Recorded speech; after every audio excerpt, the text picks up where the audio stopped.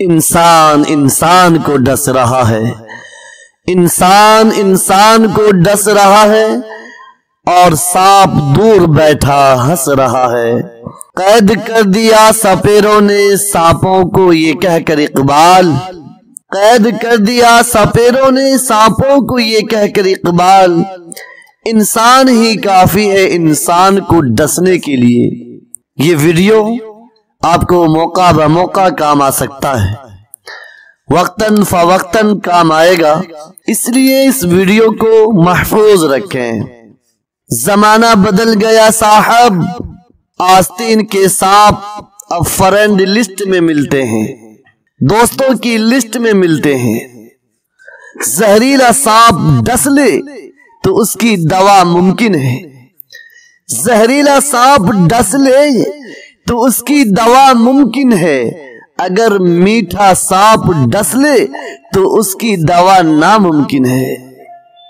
کوئی علم ایسا بھی ہوتا کتابوں میں، کوئی علم ایسا بھی ہوتا کتابوں میں، جو آستین میں چھپے سانپوں کا پتہ دیتا۔ یہ سانپوں کی دنیا ہے، یہاں سنبھل کر چلنا ہے، یہ سانپوں کی دنیا ہے، یہاں سنبھل کر چلنا ہے، یا ہر کوئی بڑے پیار سے ڈستا ہے۔ سانپوں کے مقدر میں وہ زہر کہاں، سانپوں کے مقدر میں وہ زہر کہاں، جو زہر انسان عداوت میں اگلتا ہے۔ مجھے سانپوں سے ڈر نہیں لگتا، لیکن انسانوں سے ڈرتا ہوں۔